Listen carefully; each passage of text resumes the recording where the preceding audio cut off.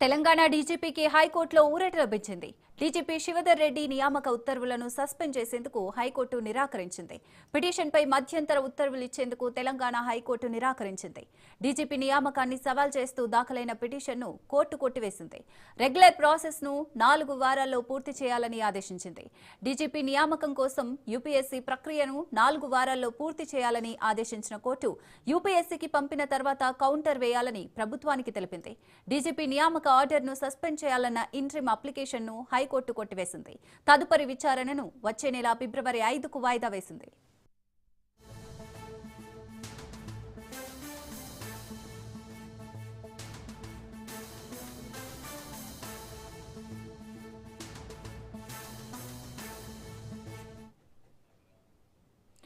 తెలంగాణ డీజీపీకి హైకోర్టులో ఊరట లభించింది. డీజీపీ శివధర్ రెడ్డి నియామక ఉత్తర్వులను సస్పెండ్ చేసేందుకు హైకోర్టు నిరాకరించింది. పిటిషన్పై మధ్యంతర ఉత్తర్వులు ఇచ్చేందుకు తెలంగాణ హైకోర్టు నిరాకరించింది. డీజీపీ నియామకాన్ని సవాల్ చేస్తూ దాఖలైన పిటిషన్ను కోర్టు కొట్టివేసింది. రెగ్యులర్ ప్రాసెస్ను 4 వారాల్లో పూర్తి చేయాలని ఆదేశించింది.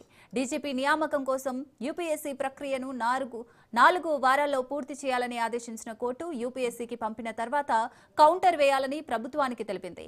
డీజీపీ నియామక ఆర్డర్ను సస్పెండ్ చేయాలన్న ఇంట్రిమ్ అప్లికేషన్ను హైకోర్టు కొట్టివేసింది. తదుపరి విచారణను వచ్చే నెల ఫిబ్రవరి 5కు వాయిదా వేసింది.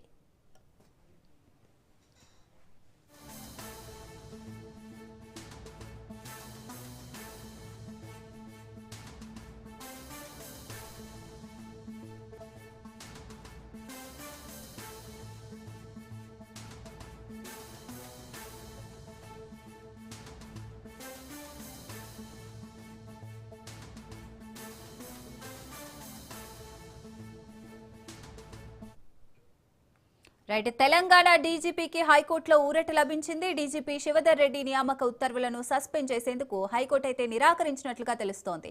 మరిన్ని డీటెయిల్స్ మా ప్రతినిధి పవన్ అందిస్తారు. పవన్, హైకోర్టులో తెలంగాణ డీజీపీ శివధర్ రెడ్డికి మాత్రం ఊరట లభించింది. అయితే డీజీపీ నియామకం సస్పెండ్ చేయాలంటూ కూడా పిటిషన్ పైన ఈరోజు వాదనలు కూడా కొనసాగిన నేపథ్యంలో పూర్తిగా దీనికి సంబంధించి యూపీఎస్సీకి లేటుగా పంపించడం వల్లనే కేంద్రం దీనికి సంబంధించి కూడా తిరిగి పంపించిందని చెప్పి కూడా ప్రధానంగా ఇందులో వాదనలు కూడా కొనసాగాయి. అయితే యూపీఎస్కి మరొకసారి పంపించాలని చెప్పి కూడా దాని తర్వాత మరోసారి కౌంటర్ దాఖలు చేయాలని చెప్పి కూడా హైకోర్టు ఆదేశాలు కూడా జారీ చేసింది. అయితే కేసుకు సంబంధించి ఫిబ్రవరి 5 కూడా వాయిదా వేసింది. అయితే ఇప్పటికే పిటిషన్ కూడా హైకోర్టు కూడా కొట్టేసింది. ఎందుకంటే డీజీపీ నియామకం సంబంధించి పూర్తిగా 4 వారాల పాటు కూడా గడువు ఇస్తూ కూడా హైకోర్టు ఉత్తర్వులు జారీ చేసిన పరిస్థితి చూస్తున్నాము.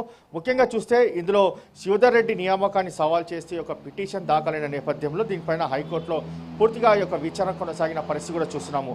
మరోవైపు చూస్తే ప్రభుత్వ జాబితాను ఆలస్యంగా పంపించడం వల్లనే యూపీఎస్సీ తిరిగి మళ్ళీ పంపించిందని చెప్పి కూడా వాదనలు కొనసాగిన నేపథ్యంలో యూపీఎస్కి తిరిగి పంపించిన దాని తర్వాత కౌంటర్ ఏ విధంగా దాఖలు చేస్తారని మాత్రం వేచి చూడాల్సిన పరిస్థితి కనిపిస్తుంది. అయితే 4 వారాల పాటు కూడా కోర్టు మధ్యంతర ఉత్తర్వు ఇస్తూ కూడా గడువు ఇచ్చింది. రైట్. Thank you Pawan.